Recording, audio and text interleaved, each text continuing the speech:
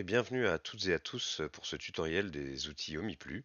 Je vais vous présenter aujourd'hui un outil qui va vous permettre de préparer vos données qui ne sont pas dans le standard CNIJ PLU afin de les migrer vers ces versions de standard 2017, 2024 dans les meilleures conditions possibles. Dans un premier temps, nous allons voir ici donc un cas d'usage sur la commune de Loctudy, c'est une petite commune bretonne. Et je vais vous présenter un petit peu les données. Donc ici, vous avez tout un tas d'informations. Donc on est sur le PLU de Loctudy, on a du zonage, des couches de zonage, une couche euh, des OAP, des périmètres d'attente de projet, des ER, des bâtis qui peuvent changer de destination, des marges de recul, du patrimoine avec des arbres, des talus, des EBC, plein d'éléments que vous reconnaissez bien évidemment, mais qui, là, pour le coup, quand on vient aller chercher les informations dans la base de données, alors on peut l'afficher ici, eh bien en fait on a tout simplement des noms de couches qui sont directement euh, ben, qui portent leur nom, hein, tout simplement. Ici, on a, vous voyez, dans cette base de données, une couche pour les arbres, une couche pour l'archéologie, une couche pour les axes d'eau, pour les bâtis, pour le commerce, les EBC, etc., etc. Et bien évidemment, dans ces données-là, il n'y a pas de champ CNIJ, il n'y a pas d'informations qui soient vraiment standardisées. Et tout ça, c'est fait exprès quelque part, hein, puisque c'est un format de données qui est essentiellement créé pour travailler. Alors, le standard du CNIJ, le standard CNIJ PLU, est un standard est un format d'échange, essentiellement un format d'échange, hein, puisqu'il sert à alimenter le géoportail de l'urbanisme. Ce n'est pas forcément, alors dans pas mal de cas, c'est de fait, ça c'est devenu un format de travail, mais au départ, ce n'est pas un format pour lequel un standard qui est dont le but est de travailler la donnée. Euh, L'avantage de travailler dans un standard, enfin dans des données qui ne sont pas au standard euh, CNIJ, c'est tout simplement que on est un petit peu plus souple dans l'édition, on se concentre beaucoup plus sur le fond que sur la forme du standard. Par exemple, si je viens regarder la couche du zonage ici, eh bien, en fait, je vais avoir juste deux champs. Un champ qui me dit la zone de PLU dans laquelle je me trouve, et c'est tout. Et un autre champ qui s'appelle version, mais qui me permet de savoir si je suis en train de travailler sur la version d'élaboration, la version M1, la version M2, etc., etc. Pareil pour les équipements, ici pour les ER, je vais avoir en fait des champs assez simples, le numéro, l'objet, le bénéficiaire, la typologie, de nouveau mon champ version, mais ça c'est mon fonctionnement quelque part.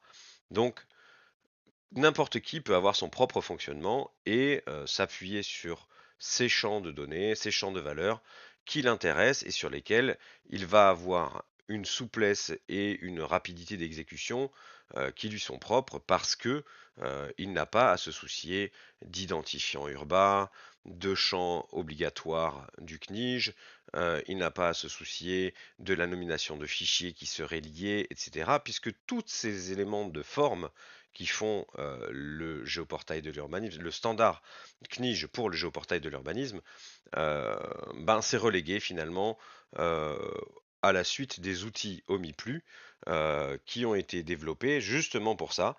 Alors pas sur l'Octudi parce que c'est pas là que je travaille. Voilà, moi je travaille sur la métropole Aix-Marseille-Provence et j'ai commencé à créer OmiPlu il y a un peu plus de 12 ans maintenant. Non, un peu plus que ça même. Si, c'est ça, 12 ans. Tout simplement pour répondre à cette demande, c'est-à-dire que nous, on avait notre propre système d'information avec nos données PLU dans un format qui n'était pas standardisé à l'époque. Et on voulait garder ce format pour travailler et on a créé, et j'ai créé donc un outil qui permet de basculer d'un format quelconque à un format standardisé. Pour ça, il faut quand même faire quelque chose, c'est que il y a des prérequis qui sont un petit peu indispensables pour que on puisse aller dans le fond des choses au niveau de la forme. C'est-à-dire qu'aujourd'hui, j'ai par exemple dans ma couche d'équipement, ici, différents éléments. Donc, vous voyez, dans la typologie, j'ai des équipements publics, parking, culture, équipements publics de nouveau et espace vert. Or, dans le standard du CNIJ, aujourd'hui, les espaces verts, je peux les ranger dans une autre catégorie d'emplacement réservé.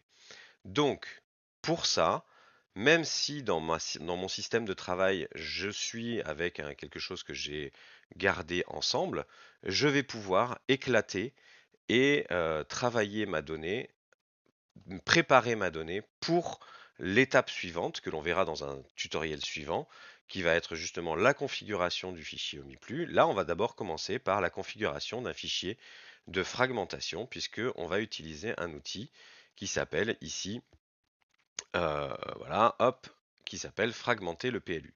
Fragmenter le PLU, ça va être assez simple. Je vais donner comme entrée ma base de données, comme sortie, donc ma base de données ici. Donc je vais prendre ma base de données de test, log2d, le PLU de log2d. Je vais ensuite donner le dossier de sortie, donc on va aller chercher le dossier test. Et alors je pourrais faire un export total. Alors export total, c'est, comme il est expliqué ici, c'est dans le cas où je ne fais pas de requête, c'est-à-dire que j'ai mes données d'entrée et je veux les récupérer en sortie. Ça, je vous expliquerai un petit peu plus tard. Et je vais pointer vers un fichier de configuration. Alors ce fichier de configuration, il est là. Il s'appelle omiplu-infrag. Vous l'avez à la racine du dossier omiplu.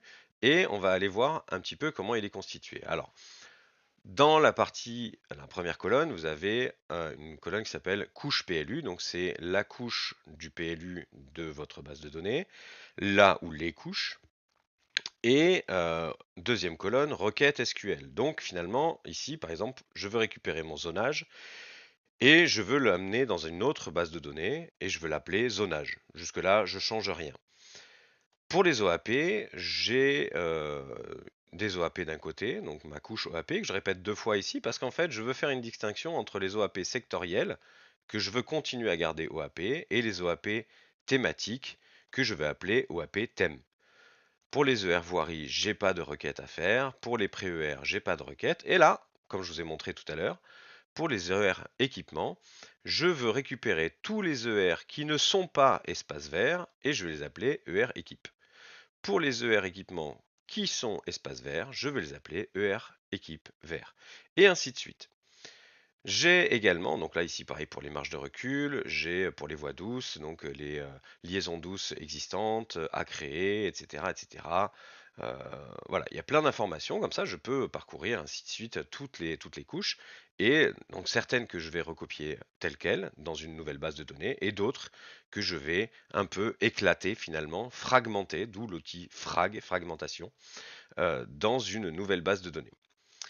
Vous voyez ici, il y a un troisième champ ici qui s'appelle change nom champ base. Il s'avère que dans la couche PAPAG, donc périmètre d'attente des projets d'aménagement global, j'ai un champ qui s'appelle TXT. Or, dans le standard CNIJ, il y a un champ qui s'appelle TXT, qui est le champ des étiquettes. Sauf que moi, je le sais, dans ma base de données, ce champ TXT, c'est un champ qui fait 250 caractères, qui porte finalement le nom du périmètre. Et tout simplement, ce nom de périmètre, je ne veux pas qu'il soit copié dans le champ TXT du standard CNIJ, je veux qu'il soit copié ailleurs. Mais ça risque de poser problème s'il porte le même nom, etc. Parce que le système qui est utilisé dans la suite OmiPlu, c'est le système ajouté de ArcGIS. Et le système ajouté d'ArcGIS, en fait, il prend un champ qui s'appelle machin et qui va le copier dans machin. Tout simplement, s'il porte le même nom, ils vont se coller les uns aux autres. Là, le but, c'est de lui dire, ce champ TXT, il me plaît pas trop, j'aimerais bien que tu l'appelles autrement. Donc, je vais tout simplement ici nommer le fait que j'ai un champ TXT, et quand il va être copié, il va également se changer en TXT underscore base. Et c'est donc ce champ TXT underscore base que j'utiliserai tout à l'heure, dans le prochain, enfin tout à l'heure, dans le prochain tutoriel qui sera la suite de celui-ci, c'est donc ce champ TXT base que j'utiliserai comme source d'information pour compléter les données dans la prochaine étape.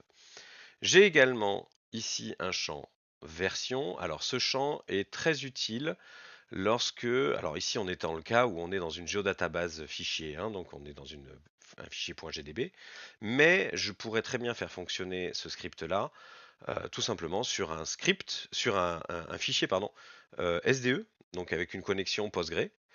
Et ben, dans ce cas-là, si j'utilise en plus de ça un système de versionnement, je peux très bien ici nommer, ben, je veux le zonage de telle version, je veux l'OAP de telle version, etc., etc. Donc je nomme le propriétaire de version point le nom de la version. Et donc comme ça me permet de faire un export euh, détaillé, éclaté de ce qu'on souhaite comme information. Alors, dans la petite info ici que on avait export total. Alors, export total permet en fait tout simplement de faire l'étape en 2 fois, et c'est quelque chose que j'utilise personnellement sur Marseille-Provence. Euh, J'utilise un premier export sans requête qui me fait finalement un dump de ma base Postgre que j'utilise ensuite en GDB, et c'est cette GDB qu'ensuite je traduis ici. Donc là, on est déjà directement dans la deuxième étape. On va simplement traduire cette base de données avec toutes ces données-là en une nouvelle base avec des données éclatées. Je vais tout simplement lancer l'exécution de ce script et je regarde ce qui se passe. Alors ici, j'ai 115 enregistrements pour le zonage qui sont en copie brute.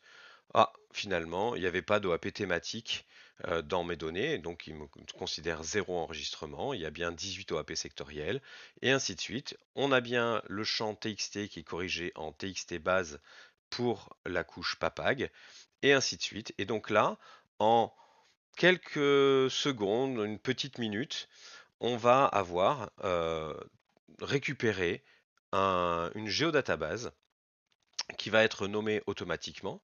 Donc ici, je fais un petit actualiser. Une géodatabase qui s'appelle OmiPluFrag avec la date du jour et dans laquelle on va retrouver, eh bien, tout simplement ici, si je prends mes équipements que j'avais tout à l'heure, je prends cette donnée-là. Si je fais un clic droit dessus et que j'ouvre la table, je vais avoir uniquement les équipements qui ne sont pas des équipements espace vert, alors que si je prends celui-ci, je vais avoir uniquement mon espace vert. Voilà, ça va être beaucoup plus pratique pour la suite des opérations que l'on verra dans le prochain tutoriel. Il ne me reste plus qu'à vous remercier. Je vous souhaite à tous une très bonne journée. Merci pour votre attention et à bientôt pour une nouvelle vidéo. Salut!